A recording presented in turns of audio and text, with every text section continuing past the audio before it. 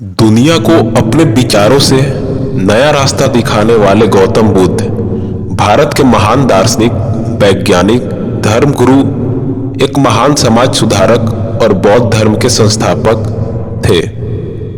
बुद्ध की शादी यशोधरा के साथ हुई।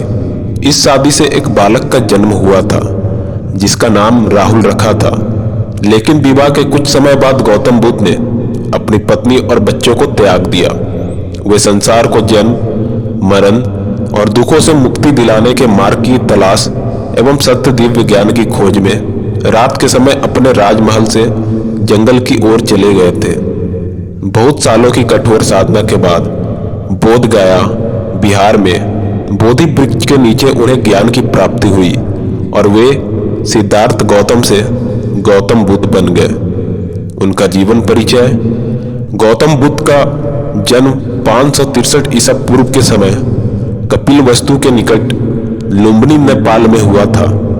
कपिलवस्तु की महारानी महामाया देवी के अपने देह जाते हुए रास्ते में प्रसव पीड़ा हुई जिसमें एक बालक का जन्म हुआ था।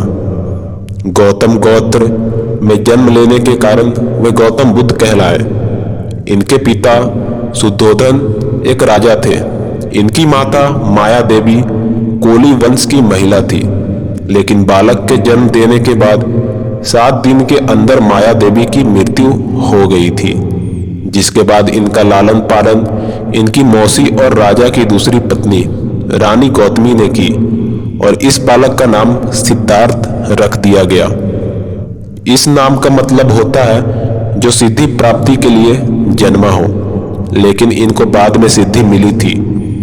सिद्धार्थ बचपन से बहुत ही दयालु और करुणा वाले व्यक्ति थे।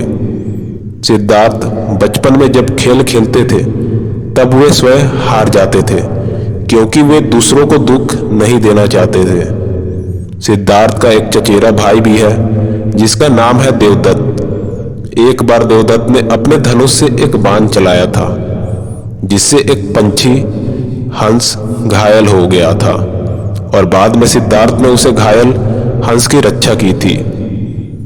सिद्धार्थ ने अपनी शिक्षा गुरु विश्वामित्र से पूरा की। उन्होंने वेद और उपनिषद के साथ साथ युद्ध विद्या की भी शिक्षा प्राप्त की। सिद्धार्थ को बचपन से घुड़सवारी, धनुष बाण और रथ हाँकने वाला एक सारथी में कोई दूसरा मुकाबला नहीं कर सकता था। सिद्धार्थ की शादी मात्र 16 साल की आयु में राजकुमारी यशोधरा के साथ हुई थी और इस शादी से एक बालक का जन्म हुआ था जिसका नाम राहुल रखा था। लेकिन उनका मन घर और मोह माया की दुनिया में नहीं लगा और वे घर परिवार को त्याग कर जंगल में चले गए थे। पिता और राजा शुद्धोधन ने सिद्धार्थ के लिए भोग विलास का भरपूर इंतजाम भी किया था। पिता ने अपने बेटे के लिए 3 ऋतु के हिसाब से 3 महल भी बनाए थे जिसमें नाच गान और ऐसो आराम की सारी व्यवस्था मौजूद थी। लेकिन ये चीजें सिद्धार्थ को अपनी ओर नहीं खींच सकी। सिद्धार्थ ने अपनी सुंदर पत्नी और सुंदर बालक को छोड़कर वन की ओर चले जाने का निश्चय किया। सिद्धार्थ ने वन जाकर कठोर से भी कठोर तपस्या करना शुरू कर दिया। पहले तो सिद्धार्थ ने शुरू में तिल चावल खाकर तपस्या शुरू की, लेकिन बाद में तो बिना खान पान के तपस्या करना शुरू कर दिया। कठोर तप करने के कारण उनका शरीर सूख गया था। तप करते करते 6 साल हो गए थे। एक दिन सिद्धार्थ वन में तपस्या कर रहे थे कि अचानक कुछ महिलाएं किसी नगर से लौट रही थी। वहीं रास्ते में सिद्धार्थ तप कर रहे थे। कुछ महिलाएं गीत गा रही थी। उनका एक गीत सिद्धार्थ के कानों में पड़ा था।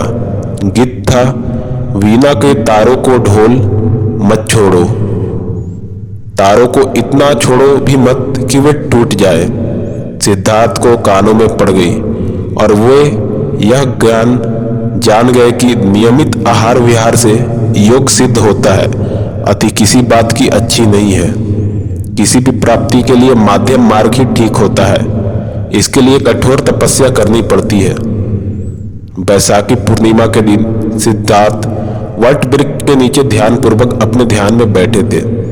गांव की एक महिला नाम सुजाता का एक पुत्र हुआ था।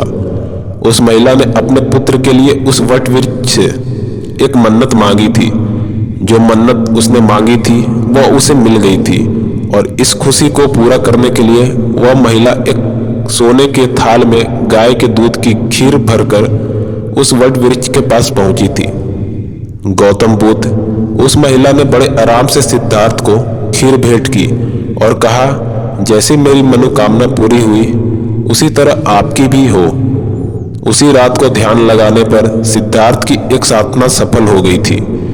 उसे सच्चा बोध प्राप्त हुआ।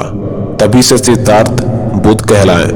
जिसे पीपल वृक्ष के नीचे सिद्धार्थ को बोध मिल गया था, वह वृक्ष बोधि वृक्ष कहलाया और गया का सीमावर्ती जगह बोध गया कहलाया।